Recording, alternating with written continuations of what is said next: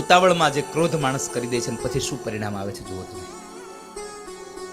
શહેરનો એક વિદેશની ધરતીનો પ્રસંગ છે. એક પરિવાર હતો ને પરિવારમાં જે માણસ હતો, પતિ પત્ની હતા, એમાં પતિ હતો એ ખૂબ કમાતો હતો અને એને એક ઈચ્છા થઈ કે મારે સારામાં સારી એક કાર લેવી છે. સારામાં સારી એક મારે કાર લેવી છે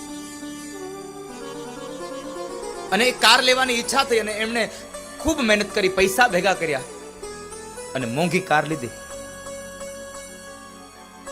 તમે જુઓ કારને હાચવે એટલે નથી આપણે ઘણા ઘણા જોતા, આમ આમ જરા કે આમ કઈક થાય એટલે જીવ બળી જાય. ગાડીને કઈ થવું ન જોઈએ. ગાડીને સાફ રાખ્યા. તમે જુઓ તો આમ જરા કે દાગ ભાડી જાય ને તો ખીચામાંથી સફેદ રૂમાલ કાઢીને એને એમ લૂઈ નાખે. આટલી એને વાલી કાર અને ઘણા સમયની મહેનત પછી એને કાર મળી. 1 દિવસ 2 દિવસ 3 દિવસ થયા, અઠવાડિયું થયું ને અને બરાબર આમ ઓફિસ જવા માટે તૈયાર થયો. ગાડીની ચાવી લીધી, ઘરમાંથી બેગ લીધી અને નીકળ્યો બહાર. જ્યાં બહાર જાય ત્યાં એનો 8 વર્ષનો છોકરો, 10 વર્ષનો બાળક ગાડીના બોનેટ પાસે ઉભો હોય. ગાડીના બોનેટ ઉપર એ સ્ક્રેચ કરતો હતો. હાથમાં લોખંડની ખીલ્લી હતી.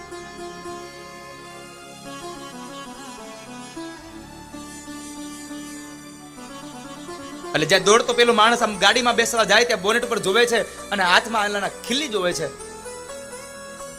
એટલો ક્રોધ વ્યાપી ગયો એ માણસને કે 10 વર્ષના એ છોકરા ઉપર એટલો ક્રોધ ઉતાર્યો એને કે પેલા તો 2-4 ફટાકા મારી દીધા, પણ એટલાથી એનો ક્રોધ શાંત ન થયો.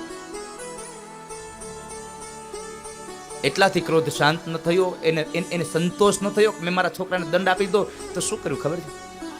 જે હાથથી એમણે એ સ્ક્રેચ કર્યા હતા ને એ હાથ પકડી પથ્થર ઉપર રાખી અને બીજો પથ્થર લઈ અને છોકરાના આંગળાઓને તોડી નાખ્યા છે.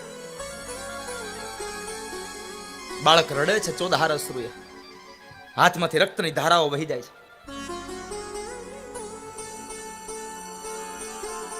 પત્ની દોડતા આવે છે.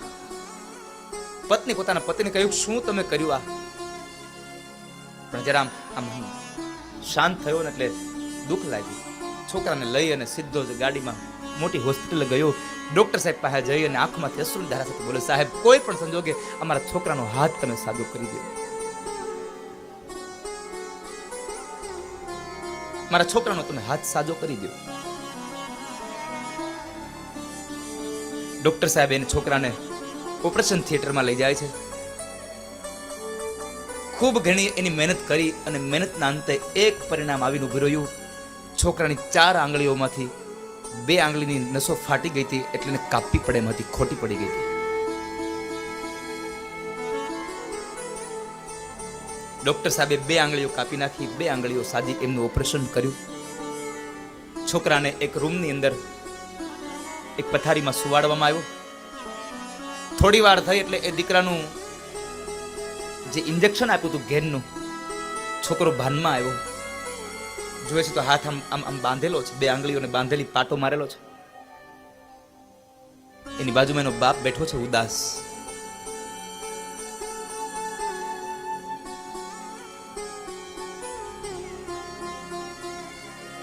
છોકરો ભાનમાં આવતા શું બોલ્યો ખબર છે? પાપા સોરી. છોકરાના મોઢામાંથી સોરી શબ્દો નીકળ્યા. પેલો યુવાન એના છોકરાના મોઢા પાસે ગયો, બાપ એના મોઢા પાસે ગયો દીકરાના. છોકરાએ બહુ સારી વાત કરી છે. પપ્પા એક વાત કહું, મારી ભૂલ થઈ ગઈ. મેં આપને બહુ ગમતી કાર ઉપર મેં ખોટા સ્ક્રેચ કર્યા ને, મને માફ કરી દો. પણ તમે ચિંતા ન કરો, હું તમારી ગાડીને પાછી નવી બનાવી દઈશ. તમે મને જે પૈસા રમકડા લેવા માટે આપતા હતા ને, એ પૈસા મેં ભેગા કર્યા છે અને એ પૈસામાંથી આપણે તમારી ગાડીને ફરી પાછો કલર કરાવી લેશું, તમારી ગાડીને નવી કરાવી દેશું. પપ્પા મારા પૈસામાંથી તમારી કાર નવી થઈ જશે, આપણે થોડાક દિવસમાં નવી કાર તમારી પાછી કરી લેશું. મને એ તો કહો, અમારી 2 આંગળીઓ ક્યારે ઉગશે પાછી? અમારી 2 આંગળીઓ પાછી ક્યારે આવશે? મારી 2 આંગળીઓ ક્યારે આવશે ના શબ્દો સાંભળ્યા ને આંખમાંથી દડ દડ દડ અશ્રુની ધારા વહી ગઈ લાગી.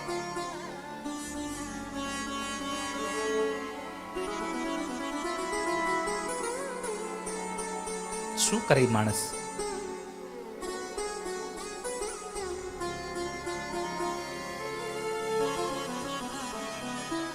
દિવસ વધી ગયો, છોકરાને લઈને ઘરે આવે છે.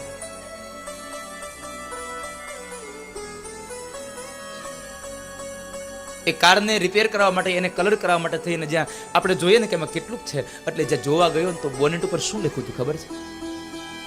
10 વર્ષના છોકરા એટલું લખ્યું હતું, આઈ લવ યુ પાપા.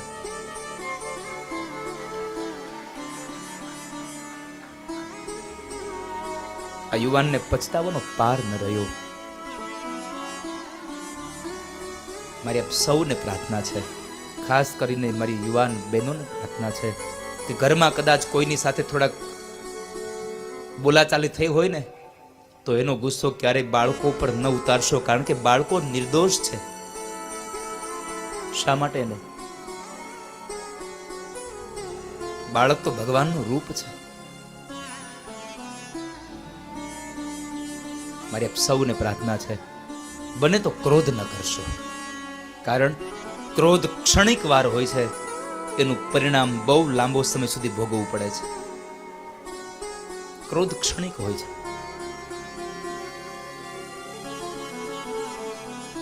સંતાન તો સંતાન છે આપણા, માટે ક્રોધ છોડજો તો તમારું ઘર અયોધ્યા બનશે. મૂળ મારે તમને વાત અયોધ્યાની કરવી છે. ક્રોધ છોડશો તો તમારું ઘર અયોધ્યા બનશે. ધીમે ધીમે સમય વ્યતીત થયો અને એ 4 ભાઈઓ મોટા થયા. અને ભાઈ પ્રત્યેનો પ્રેમ કેટલો હોય એ મારે તમને ખાલી એક પ્રસંગ કહીને હું રામચરિતમાનસને વિરામ આપી દઉં. લાંબી કથા મારે નથી કરવી. કે 4 ભાઈઓ આંગણામાં રમતા હતા અને એ બાળ અવસ્થામાં એ રમતમાં ને રમતમાં ભગવાન રામ જીતે એમ છે, પણ ભગવાન રામે પોતાના હાથમાં આવતી જીત પોતે છોડી દીધી. પોતામાં હાથમાં આવનારી જીતને પોતે છોડી અને પોતાના ભાઈઓને આપી દે છે. પોતે હાર સ્વીકારી છે. કારણ રામજી એમ કહે છે કે મારા ભાઈઓ જો રાજી થતા હોય તો ભલે ને હું હારું, શું થયું, ભલે મારા ભાઈઓ જીતી જાય. પોતાના ભાઈઓની ખુશી માટે થઈ અને રામજીએ હાર સ્વીકારી અને પોતાના ભાઈઓને જીત આપી. પણ રામ એટલું ચોક્કસ બોલ્યા છે કે જીત મારી થાય કે મારા ભાઈની થાય, અંતે જીત થાય છે તો અમારી ને. જ્યાં જીત અમારી શબ્દ હશે ત્યાં કોઈ દિવસ સાહેબ ભાઈઓ વચ્ચે ક્યારેય ક્લેશ નહીં ઉભો હોય. 2 ભાઈઓ વચ્ચેનો પ્રેમ છે. આપણે નાના હતા ત્યારે ગુજરાતીમાં એક નાની એવી વાર્તા આવતી હતી કે ગામડામાં 2 ભાઈઓ ખેતી કરતા હતા. એક નાનો ભાઈ કુંવારો છે, મોટા ભાઈના લગ્ન થયા, એને 2 બાળકો છે અને 2 ભાઈ ભેગા રહે છે. એટલે ખેતીના જે કામ આવે એમાં બેયનો અડધો હિસ્સો, જે ઉપજ આવે એમાં અડધો હિસ્સો. એટલે એક વખતના સમયે મોસમમાં બરાબર જે પાક આવ્યો એનો વાડીએ 2 ભાઈઓ ભાગ પાડ્યો. 2 ભાઈઓના ભાગના ઢગલા અલગ અલગ કર્યા છે. અને 2 ભાઈઓ ઘરે આવ્યા, રાત્રિના સમયે સૂતા છે. મોટો ભાઈ જ્યારે પોતાની પથારીમાં સૂતો છે ત્યારે મોટા ભાઈને એમ થયું કે મારો ભાઈ નાનો છે ને બિચારો, એને થોડુંક વધારે મળે તો શું વાંધો. એટલે રાત્રે કોઈને ખબર ન પડે એમ ઊભા થઈ અને વાડીએ જાય છે.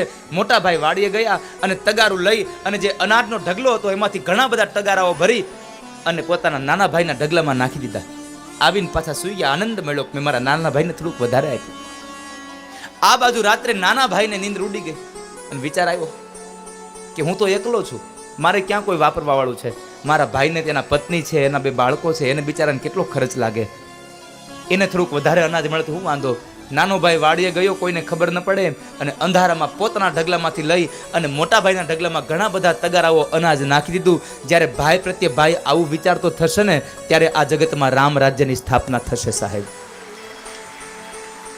જ્યારે માણસ એકબીજા પ્રત્યે વિચારતો થશે ત્યારે રામ રાજ્યની સ્થાપના થશે. આનંદ છે મને આ બે ભાઈઓ હજી પણ વ્યવસાયથી ભેગા છે.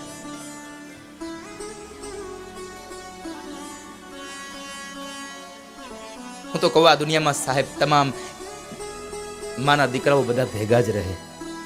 હું બહુ રાજી થાવ. હું આ ભાગવતની આમ હાઈની ઉપર હાથ રાખીને કહું છું કે જે પરિવાર સંયુક્તમાં રહેતો હોય ને એ પરિવારને જોઈને મને સાહેબ બહુ આનંદ થાય. હું ખૂબ રાજીપો વ્યક્ત કરું મારો કે ભગવાન તમને બધાને ખૂબ સારી બુદ્ધિ આપે ને કોઈ દિવસ તમે જુદા જ ન થાવ. કોઈ દિવસ તમે જુદા ન થાવ.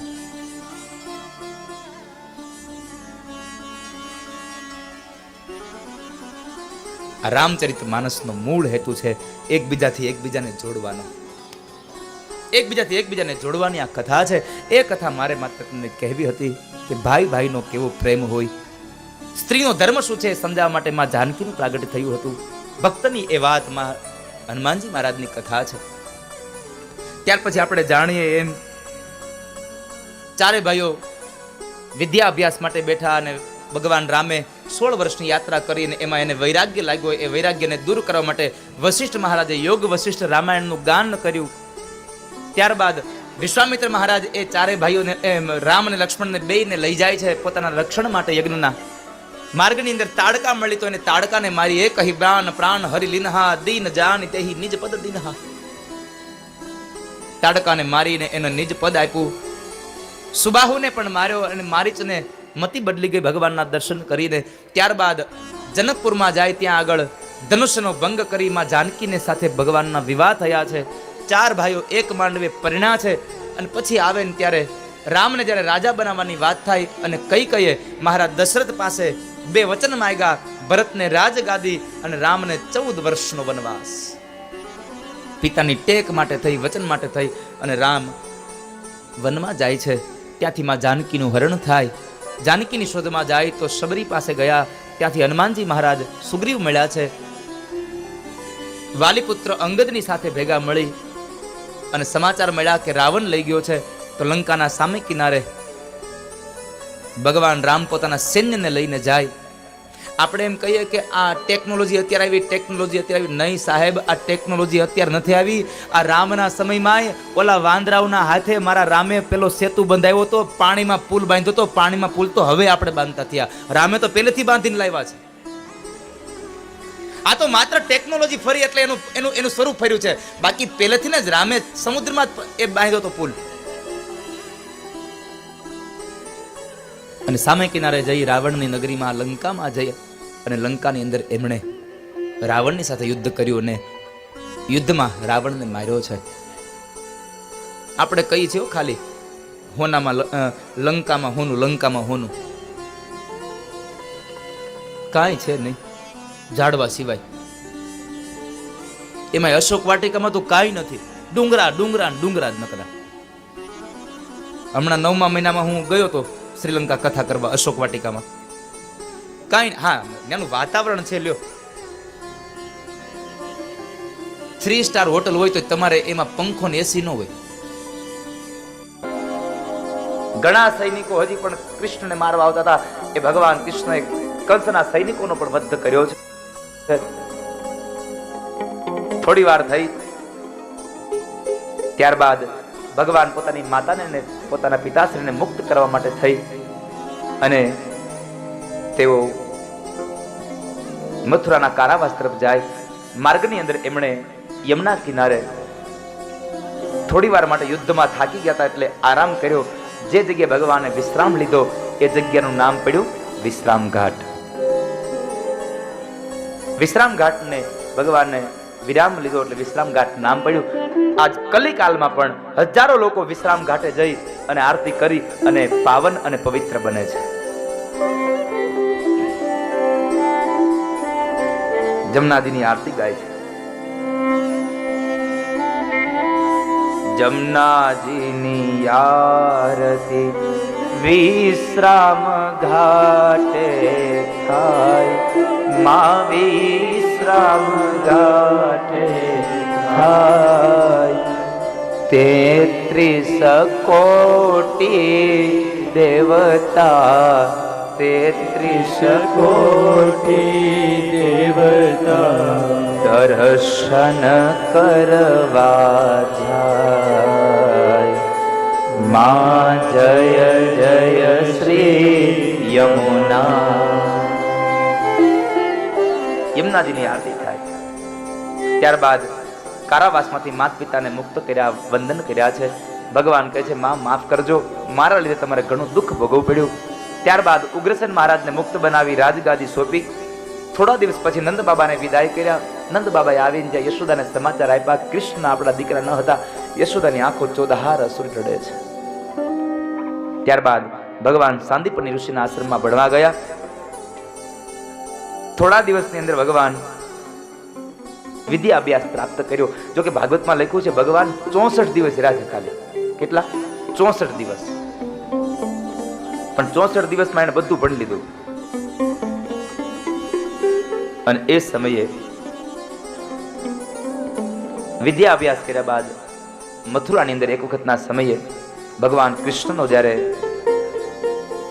જન્મના નક્ષત્રનું ઉજવણી થાય છે, અને એ સમયે તમામ વ્યક્તિઓ આ આનંદ અને ઉલ્લાસમાં છે, મહોત્સવમાં છે. પણ જેનો મહોત્સવ ઉજવાય છે એ કૃષ્ણમાં નથી, એ કૃષ્ણમાં હાજર નથી. ભગવાનના અંતરંગ સખા એવા ઉદ્ધવજી મહારાજ ભગવાનને શોધે છે. અને એ સમયે ભગવાન એક ઝરૂખામાં ઉભા રહી ગોકુળ તરફ નજર કરી અને કૃષ્ણ રડે છે. કારણ આજમાં યશોદાની યાદ આવે છે, આજ ગોપીઓની યાદ આવી, એની ગાયો, એના ગોવાળો, એની રાધા યાદ આવે છે. જ્યારે જ્યારે કૃષ્ણને માની યાદ આવી, ગોકુળની યાદ આવી, ત્યારે ત્યારે રડ્યા છે. એટલે કહે છે, નંદ લાલાને માતા યશોદાજી સાંભરે, મમતાની મૂર્તિ મારી રહી ગઈ ગોકુળમાં. લાલાને માતા યશોદાજી સાંભરે, મમતાની મૂર્તિ મારી રહી ગઈ ગોકુળમાં. નંદ લાલાને માતા યશોદાજી સાંભરે, મમતાની મૂર્તિ મારી રહી ગઈ ગોકુળમાં.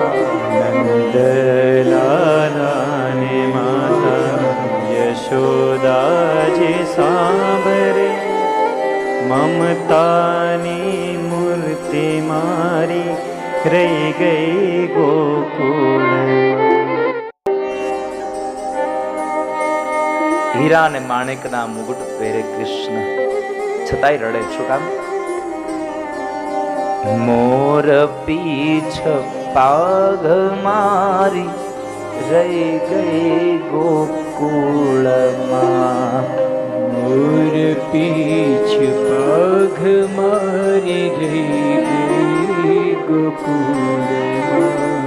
નંદ લાલાને માતા યશોદાજી સાંભરે, મમતાની મૂર્તિ મારી રહી ગઈ ગોકુળમાં.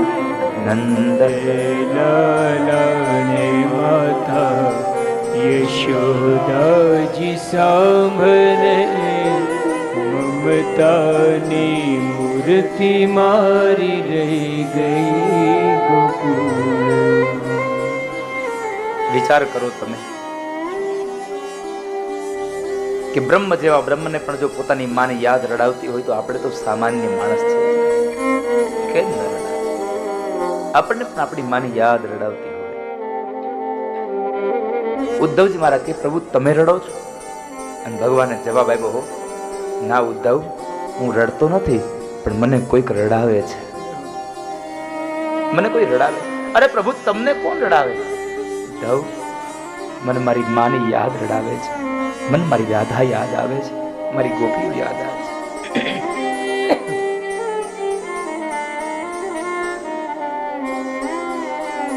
પ્રભુ એક કામ કરો ને, યાદ આવ્યું ચાલો ને આપણે વૃંદાવનમાં આટો મારી આવીએ, આપણે મળી આવીએ બધા. ના ઉદ્ધવ, હું જો વૃંદાવન જાઉં ને તો મને વૃંદાવન વાળા પાછો ન આવવા દે. અને એ સમયે ઉદ્ધવને એમ થયું કે આવું કઈ પ્રેમ હોય, કઈ રડાવે એવું આવું હોય. ઉદ્ધવને પ્રેમની ઝાંખી શું, પ્રેમની ભાષા શું છે એ સમજવા માટે ભગવાને કીધું, ઉદ્ધવ એક કામ કરો ને, તમે વૃંદાવન જઈ આવો, તમે વ્રજમાં જાઓ. ઉદ્ધવજી મહારાજ ભગવાનનો સંદેશો લઈ જાય, વ્રજમાં આવે. રથને આવતો જોઈને ત્યાં ગોપીઓ કામ મૂકીને દોડી છે, કૃષ્ણ આવ્યો, કૃષ્ણ આવ્યો, કૃષ્ણ આવ્યો. જે આવે ત્યાં તો કોઈ બીજું છે. ઉદ્ધવે પ્રશ્ન કર્યો, ગોપીઓ મને નંદ અને યશોદાનું ઘર બતાવો ને. આખી ગોપીઓનું આમ મોટું બધું ટોળું છે. એક ગોપીએ કીધું, તમે ક્યાંથી આવો છો? ઉદ્ધવજી મહારાજ કહે છે, હું મથુરાથી આવું છું. મથુરાથી આવું છું ને નંદ બાબાના ઘરે જાઉં છું, એટલે સમાચાર સાંભળ્યા ને તો એ ટોળામાંથી એક ગોપી બોલી કે મથુરા વાળાને હજી શું વ્રજમાં બાકી રહી ગયું છે? એક ક્રૂર આવ્યો તો એ અમારા કૃષ્ણને લઈ ગયો, હજી તમે શું લેવા આવ્યા છો? અક્રૂરને જ્યાં ક્રૂર કીધા શબ્દ સાંભળ્યા ને, અને કૃષ્ણને લઈ ગયો છે આ શબ્દ સાંભળ્યા, ગોપીઓની આંખો ભીરી થઈ ને. ઉદ્ધવ સમજી ગયા કે આ તો સાહેબ કૃષ્ણ રડે છે, વાત સાચી છે, કારણ કે પ્રેમ તો બધાને રડાવે, પ્રેમ તો રડાવે સાહેબ. ભગવાનના સંદેશાની વાત કરી ગોપીઓ, હું લેવા નહીં, હું તો કૃષ્ણનો સંદેશો આપવા આવ્યો છું. તમે જેમ કૃષ્ણને યાદ કરો છો ને એમ કૃષ્ણ પણ તમને બધાને બહુ યાદ કરે છે. મને યશોદાનું ઘર બતાવો. યશોદાના ઘરે જાય છે, માં યશોદા પાસે બેઠા છે. અને એ સમયે માં યશોદાએ એક વાત કરી, Uddhav. Option. We've got it. Precision tools, real-time insights in one. યશોદાએ એક વાત કરી, ઉદ્ધવ જોજો હો, આ પ્રેમની કેટલી, આ પ્રેમમાં કેટલા માણસ પાગલ બને. ઉદ્ધવ, મારો કનૈયો ત્યાં મહેલમાં રહેતો હશે ને? હા માં. ઉદ્ધવ, તો કેટલી દાસીઓ હશે ને, એની સેવા કરતા છે, નોકર ચાકર હશે. હા માં, બહુ બધી દાસીઓ છે, બહુ બધા નોકર છે. ઉદ્ધવ, મારું એક કામ કરશો, મારો એક સંદેશો મારા કનૈયાને આપશો. અરે માં બોલો ને, શું કહું? અને માં બોલ્યા છે, ઉદ્ધવ તમે મથુરા જાઓ ને તો કૃષ્ણને એટલું કહેજો ને કે તારા મહેલમાં આટલા નોકર ચાકર, આટલી દાસીઓ છે, એમાં એક આદિ દાસીની જગ્યા જો ખાલી પડી હોય ને તો તારી માં યશોદાને ત્યાં લઈ લે ને. જો મારા કનૈયાનું મોઢું જોવા મળે ને તો હું એની દાસી થઈને રહેવા તૈયાર છું. વિચાર કરો સાહેબ. આ શબ્દને સાંભળી અને જ્ઞાનની મૂર્તિ ઉદ્ધવ પણ રડી પડ્યા છે. બસ માં, બસ આવું ના બોલું તમે. હું કૃષ્ણને બહુ જલ્દી સમાચાર આપી દઈશ.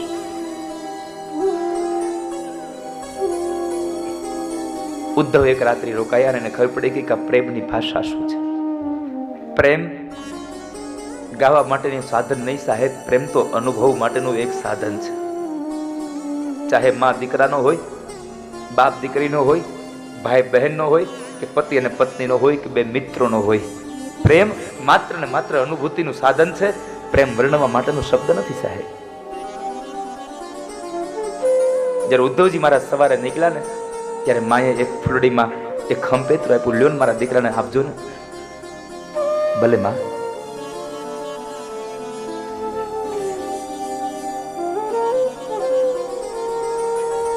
ઉદ્ધવજી મહારાજ આવ્યા છે, ભગવાનને જ્યાં પેલું માટીની ફૂલડી આપી અને ભગવાને જ્યાં માટીની ફૂલડી ખોલીને ત્યાં તો અંદર માખણ ને મિશ્રી હતા.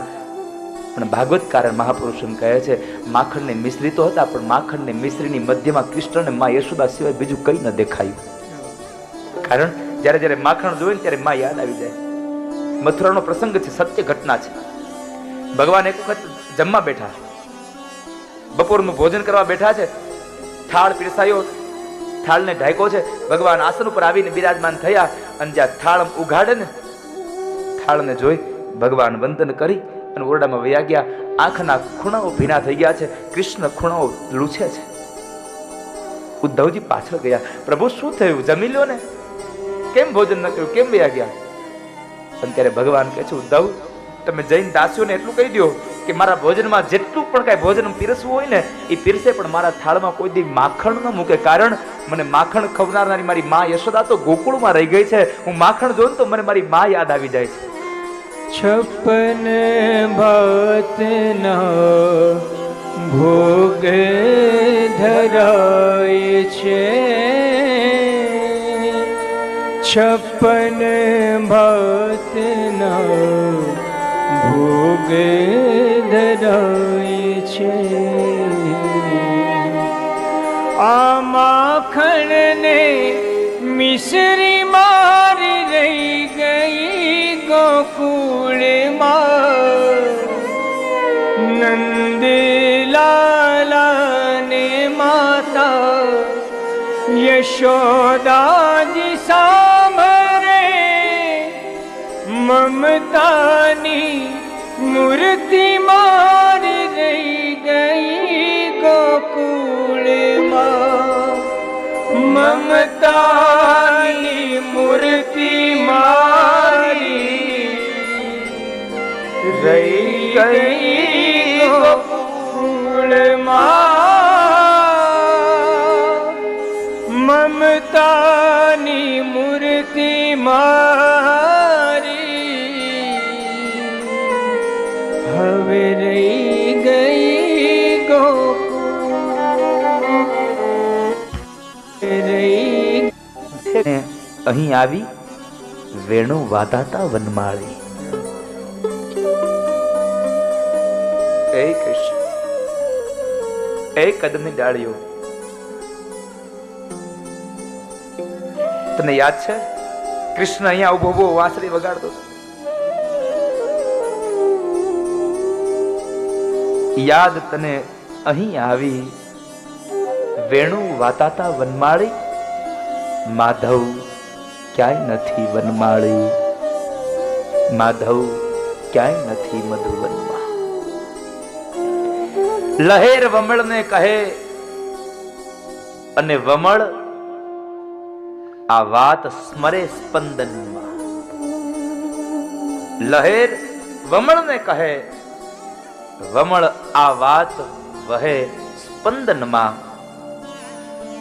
માધવ ક્યાંય નથી મધુવનમાં, માધવ ક્યાંય નથી મધુવનમાં. કૃષ્ણના આ વિયોગની કથા સાહેબ બધાને આમ પવિત્ર બનાવી દીધા. કારણ આ કૃષ્ણ વિયોગની કથા સાંભળી અને આપણી આંખોમાંથી જે જળ નીકળ્યું ને, જે આંસુડા નીકળ્યા ને, એ આંસુડાની સાથે સાહેબ કદાચ આપણી અંદર રહેલા કામ, ક્રોધ, લોભ, મદ, મોહ, મત્સર પણ નીકળી ગયા છે ને. એટલા માટે કૃષ્ણ પ્રત્યે આપણને આટલો પ્રેમ જાગ્યો ને રડવું આવ્યું સાહેબ.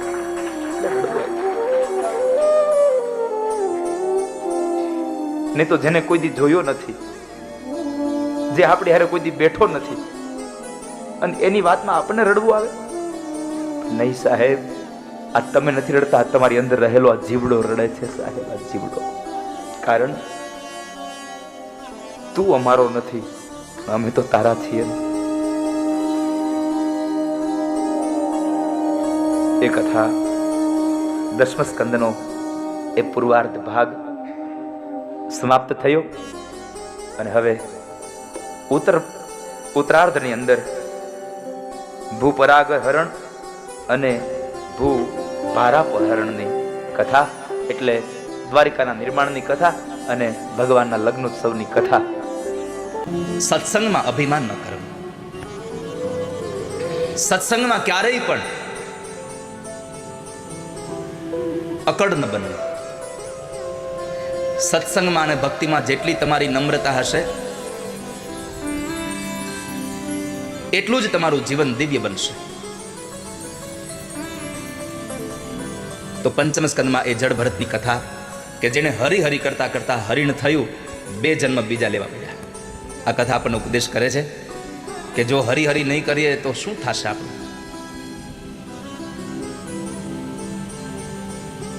5મ સ્કંદની કથાઓ પછી 6મ સ્કંદમાં નામનો મહિમા છે. બાપજી, મને એ બતાવો કે કોઈ જગ્યાએ પાપ થઈ જાય તો એના પ્રાયશ્ચિત માટે કેટલા માર્ગ છે? પરીક્ષિતે પૂછ્યું, પ્રાયશ્ચિત કરવા માટે શું કરવું જોઈએ? ભગવાન સુખદેવજી મહારાજ કહે છે પ્રાયશ્ચિત માટેના 9 માર્ગો છે.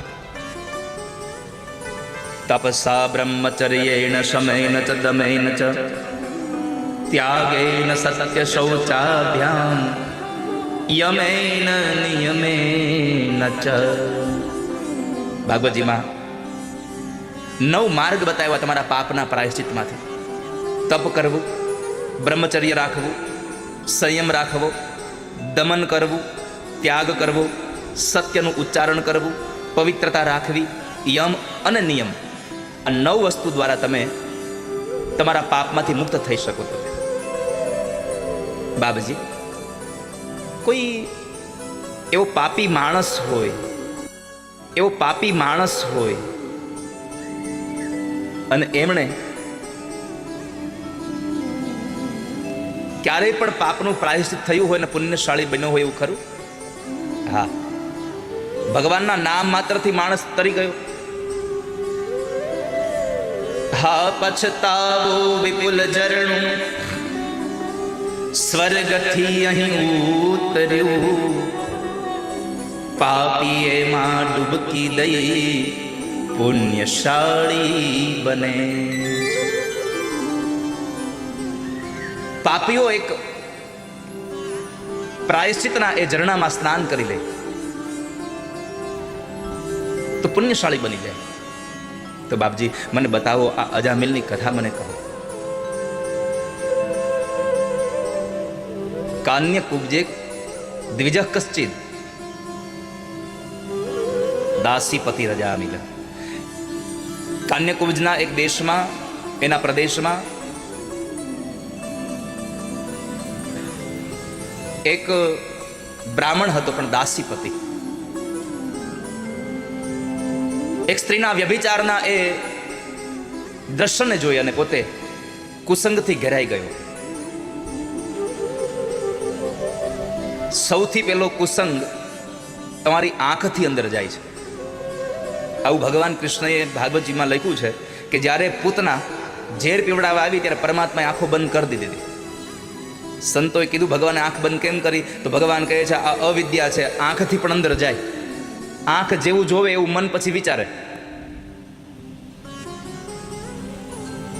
દ્રશ્ય જોયું અને કુસંગ થયો અને એટલો બધો પાપી બન્યો, લોકોને હેરાન કરતો રહ્યો. આમ આવા કર્મ કરતા કરતા કરતા 88 વર્ષનો થયો. 10 દીકરાઓ હતા. એમાં સૌથી નાના દીકરાનું નામ નારાયણ હતું. સંતોએ નામ નારાયણ પડાવેલ.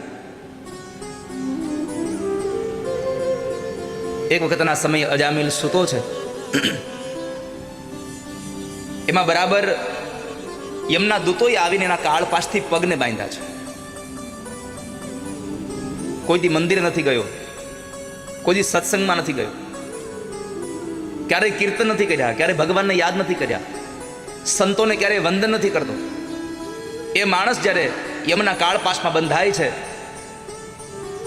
ત્યારે એનો દીકરો બરાબર આંગણામાં રમતો હતો. એને જોયો એટલે એને અવાજ કર્યો નારાયણ. એક જ વખત નારાયણ શબ્દનો ઉદ્ગાર કર્યો છે. બાલો નારાયણો નામના. એનો જે દીકરો હતો એનું નામ હતું નારાયણ, એટલે એને દીકરાને બોલાવ્યો નારાયણ. નારાયણ બોલ્યો. આંગણામાં રમતો તો એ દીકરો ન આવ્યો, પરંતુ જે વૈકુંઠમાં હતા એ નારાયણે પોતાના પાર્ષદો મોકલ્યા કે આ સંસારમાં નામનો મહિમા છે. વાલા ભક્તજનો,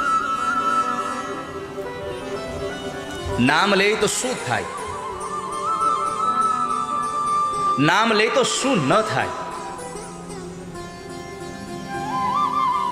नाम लिया उन सब लिया सभी शास्त्र का भेद. જેણે નામ લીધું છે એને બધા જ શાસ્ત્રોને વાંચવાનું પુણ્ય મળી ગયું. એટલે તો કથાઓમાં વચ્ચે વચ્ચે ધૂન કીર્તન કરાવીએ છીએ કે જેથી કરી અને તમે એ ધૂન અને કીર્તન દ્વારા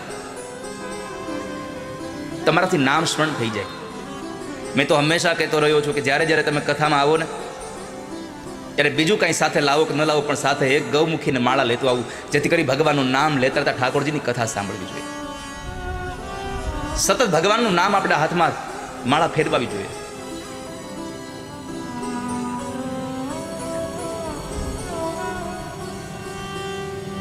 નામનો ખૂબ મહિમા છે આ સંસારમાં.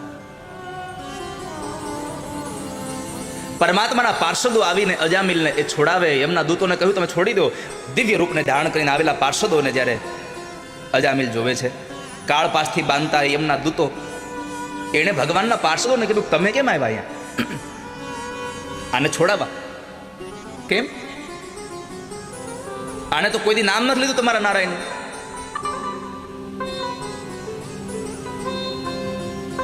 તો તમે શું કામ આવ્યા છો છોડાવવાને? ભગવાનના પાર્ષદોએ કીધું હમણાં તો કીધું નારાયણે. એમના દૂતો કહે છે તમારા નારાયણને યાદ નથી કર્યા, એણે એના દીકરાને યાદ કર્યો છે. ભગવાનના પાર્ષદો કહે છે એણે ગમે એને યાદ કર્યા, નામ તો નારાયણ હતું ને. નામ નારાયણ હતું. તો તમે ખાલી વિચાર કરો કે જે માણસે પોતાના દીકરાને બોલાવવા નારાયણ શબ્દ ઉદ્ગાર કર્યો અને એના માટે જો ભગવાનના પાર્ષદો આવતા હોય તો તમે પ્રેમથી ભગવાનનું નામ લેશો, તમારા માટે ભગવાન શું નહીં કરવા તૈયાર થાય? તમારે તમારા માટે પ્રેમથી ભગવાનને યાદ કરવા પડશે. એક પ્રસંગ બહુ સરસ છે, પણ તમે જ્યાં સુધી પ્રસંગ સાંભળ્યો છે ને એ પ્રસંગ અધૂરો છે, મારે તમને પૂરો કરીને દેવો છે.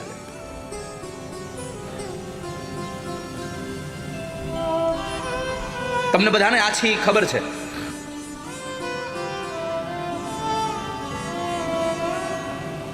જેમ આપણું મથુરા, ગોકુળ અને એમાં જે વ્રજ છે ને, એમ દક્ષિણનું વ્રજ એટલે પંઢરપુર. ભગવાનના નામનો કેટલો મહિમા છે એની કથા તમને સત્ય ઘટનાનો પ્રસંગ કહું.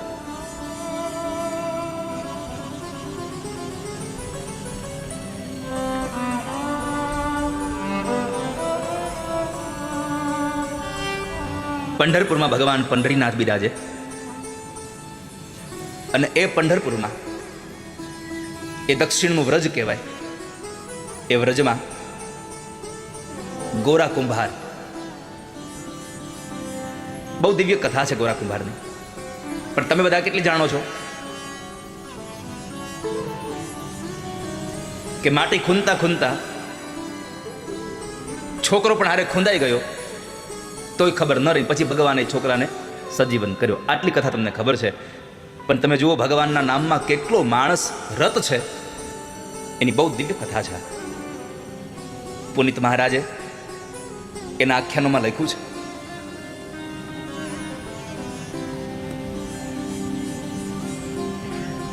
જાતે પ્રજાપતિ પિતા હતા, પોતે પ્રજાપતિ હતા,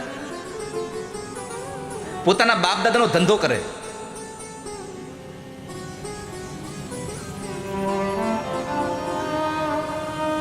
બાપ દાદાનો ધંધો કરે ને એ કોઈ દિવસ દુખી ન થાય. આ બહુ નરું સત્ય ભગવાન કૃષ્ણે ગીતાજીમાં કીધું છે, જે પોત પોતાના કર્મમાં રત રહે છે એ ક્યારેય પણ દુખી નથી થતો, અવશ્ય એકના એક સમયે સિદ્ધિને પ્રાપ્ત કરે છે. જે પોત પોતાના કર્મમાં રત રહે છે. ભગવાન વિઠ્ઠલના અનન્ય ભક્ત છે.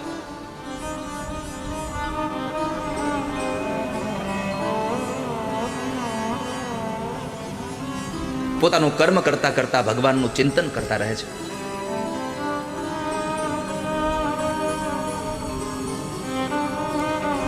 પત્ની પણ એટલા જ સારા છે, અને પત્ની સારા મળે ને એનો ભાવ સુધરે. બાકી તો કોઈ કે લખ્યું છે, જેની દાળ બગડે એનો દિવસ બગડે, જેનું અથાણું બગડે એનું વરસ બગડે, જેની પત્ની બગડે એનો ભાવ બગડે આખો.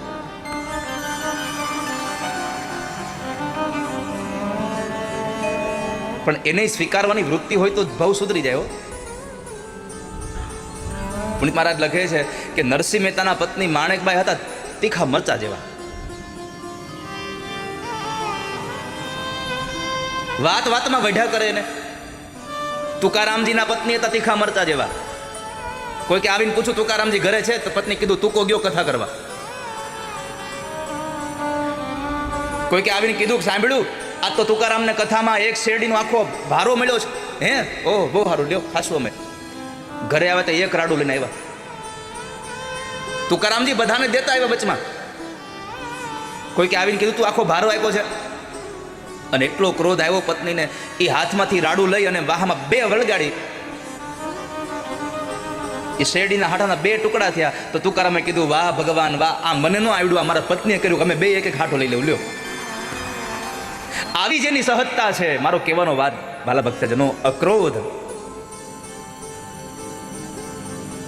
જેને સાધુતા છે, જેને બધી જ વસ્તુ સ્વીકારવાની વૃત્તિ છે, એના સંસારમાં દુઃખી કોણ કરે કયો લો? દુઃખી તો એટલા છે જેને સ્વીકારવું નથી ને એ દુઃખી થયા છે. જેને સ્વીકારી જ લેવું છે એ દુઃખી નથી ક્યારેય.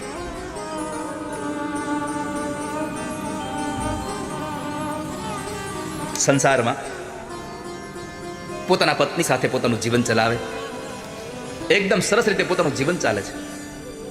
અને ગાડાના 2 પૈડા સરખા હોય ને તો જ બળદગાડું હરખું હાલે.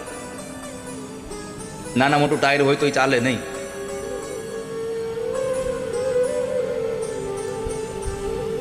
સંસારે સરસા રહી જીવે દંપતી પુનીત, પ્રભુની પાસે પહોંચી જાય છે.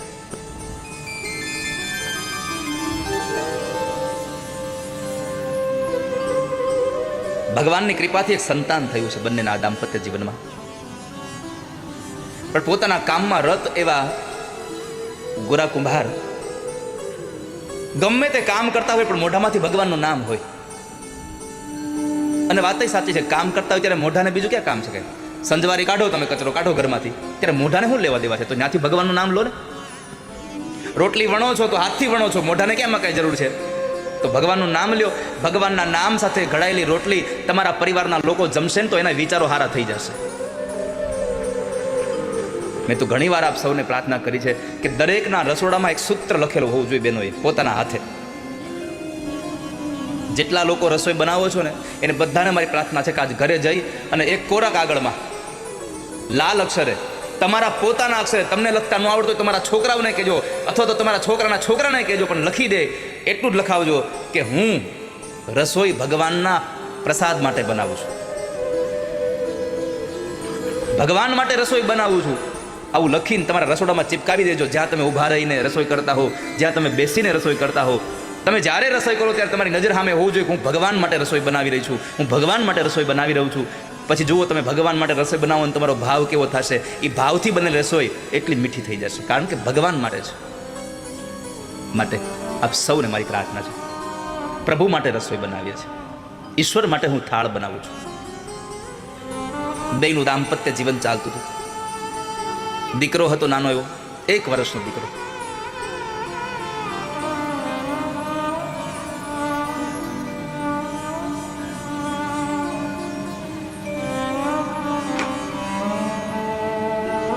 ગોરા કુંભારના પત્નીને પાણી ભરવા જવું છે. અને જ્યારે પાણી ભરવા જાય ત્યારે પોતાના પતિ બરાબર માટી ખૂંદે છે. વૃક્ષની ડાળ સાથે બાંધેલી એક દોરીને પકડી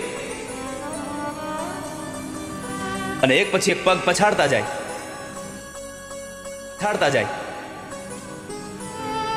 અને ભગવાનના નામની ધૂન ચાલતી જાય. माझा विठ्ठल विठ्ठल विठ्ठला, माझा विठ्ठल पांडुरंगा,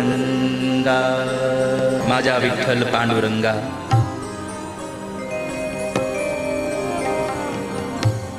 हे मारा विठ्ठल, हे मारा नाथ. એક પછી એક પગ પડતો જાય છે ગોરા કુંભારનો.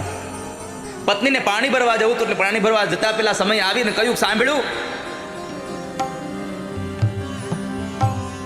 બાળક અંદર સૂતો છે, જરા ધ્યાન રાખજો, સંભાળજો હો તમારાને.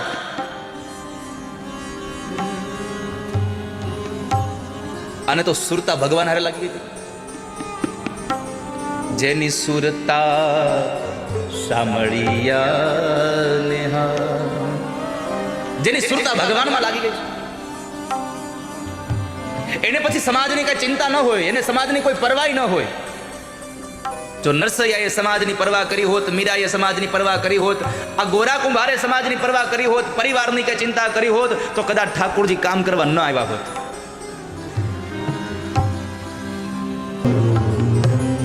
પત્ની કઈ નીકળી ગયા, પણ પોતાનું ધૂનમાં ધ્યાન હતું એટલે ખાલી કીધું એ હારું.